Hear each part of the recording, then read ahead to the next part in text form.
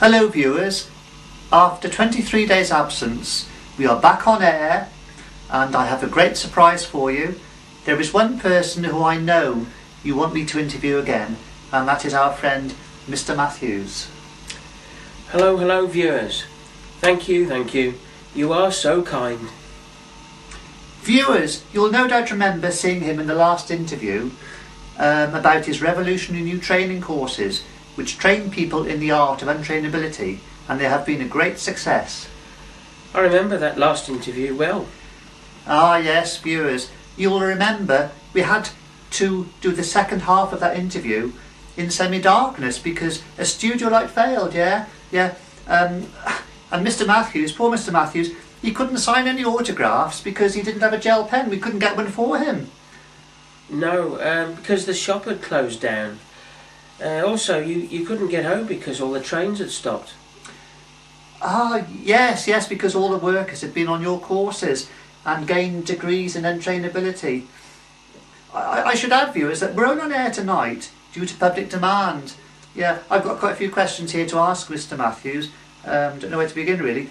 But Mr. Matthews is a national hero, and because of this, it was decided in Westminster that every citizen in the UK who admits to liking my show has been given a temporary power generator so they can watch me interview him tonight. Okay, so the many transmitters around the country are also being powered by a generator just for tonight by a band of people who are wanting to go on Mr. Matthews' courses but who cannot yet get on them. These people are still employed then? Yes, I guess so. That is the only way we could get on air tonight, you see. I think now there are only a handful of people working in the UK. Is that right, Mr. Matthews? Yeah, that's correct. Also, our courses are helping to tackle employment in mainland Europe. There's only one person now working in France. Who is that then? An onion seller in Cherbourg. In Cherbourg? No, sorry, I meant Calais. Well, what can I say, viewers? What can I say?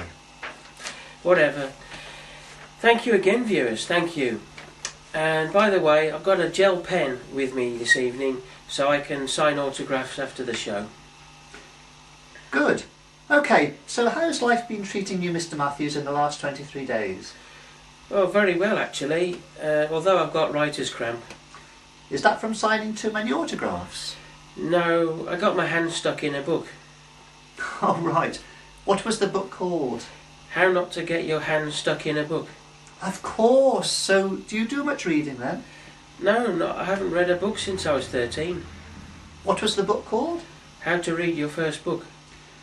So that was the first book you ever read, yeah? No, it was my second. And the first book you ever read was called? How to Prepare Yourself for Reading Your First Book. Okay, good. So what else has been going on for you recently? Well, I'm still very involved with extending our own Tran courses across the world, and I've now formed a second new party. A new political party? No, a joke and pun telling party. You're joking. No, I'm not joking. Yeah, I suppose you're right, I am joking. It's alright, Mr. Matthews, I was only joking when I said that. When you said what? Mr. Matthews, why would I want to talk about a what? Dunno, maybe you like telling jokes about watts of electricity.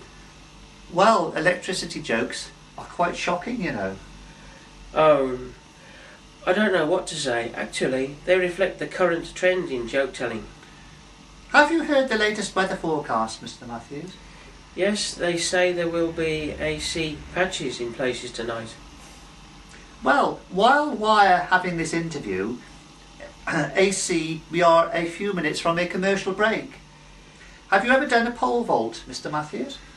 Yes, I like charging down the track. It's an electrifying experience. I expect you need to plug up the courage to do that. Where do you do your pole vaulting, by the way? In Sydney, Australia, but also alternating between London and Washington, DC. It means a lot of travelling. So how is life in Westminster? Are you preparing for the next general electron? Yeah, I guess so. I'm positively attracted towards electrons. Actually, our floor manager should have put out a glass of liquefied ice for you tonight, I'm sorry. So what do you mean? Well, he should have put out a glass of water for you to drink. Yeah, well, I don't want a fizzy drink because last time I had one I had a bad case of hiccups. Was it a bad case of physics? Um, Tell us more about your close friend Esther. no, she's dead. Oh, she was a great admirer of your courses. Oh, I'm so sorry. There must have been a real chemistry between you two. Well, not really. She had no substance. Did you know 26 days before she died, she had a compound fracture to her leg? Really? Yeah, and that was only 10 months after she had a test tube baby. Where was her child born? On a train on the London Underground. Oh, on the London test tube, you mean? You'll never guess what she was reading at the time. I think you told me this earlier. Yeah, just to tell the audience what she was reading. That Shakespeare play with the words tube B or not tube B. Okay, there was also she was involved with an English policeman or copper, yeah? Yeah, sometimes called advertising.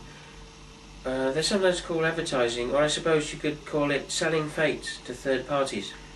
So this copper was helping her sell fates. So did the copper sell fates with her then? No. What's all this about your Aunt Molly? She's quite famous also. Oh, you mean Molly Kuehl? Lovely person. She bonds well with everyone. She's got a sister in Canada, and because she has to go transatlantic across the Atlantic to see her, we call her trans-sister. Mr. Matthews, where do you see yourself in 10 years' time? Maybe in a mirror. Oh, what else, viewers? This guy's a genius. Maybe a celebrity. Yeah, 15 years...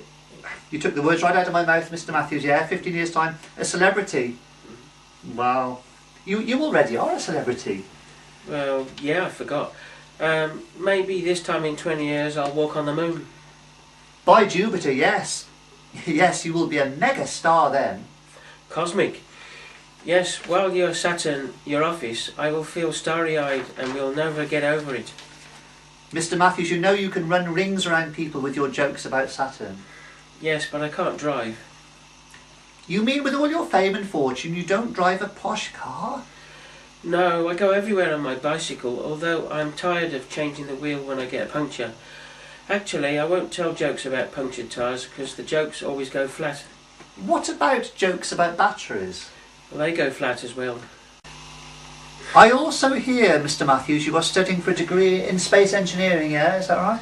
Yes, I am. Did you know I always eat fish when I'm studying pure mathematics? Why is that then? I like doing quadratic equations and I like studying dynamics while at the seaside. Fine, but why, Mr. Matthews? Because I'm interested in wave functions, and if you understand those, then it's a sign that you're doing well in your study. Yes, I guess that sums it all up really. It equates to what you've said earlier. Actually, for the remainder of this interview, we don't want to go off at a tangent talking about trigonometrical jokes, do we? No, we don't want to go full circle with joke telling, otherwise we won't function well in this interview. Logically speaking, that is true. I'll also mention there was one poisonous snake native to the UK who was also on my degree course. Oh, really? Yes, we had a adder with us. Was he any good at adding? No, but he was good at multiplying when his mate was around. Yes, they add a great difficulty in multiplying. Well, thank you, Mr. Matthews, and good luck. Thank you. You are so kind. That's fine. Do you know what, viewers, I bet you can't wait to see Mr. Matthews again in the studio.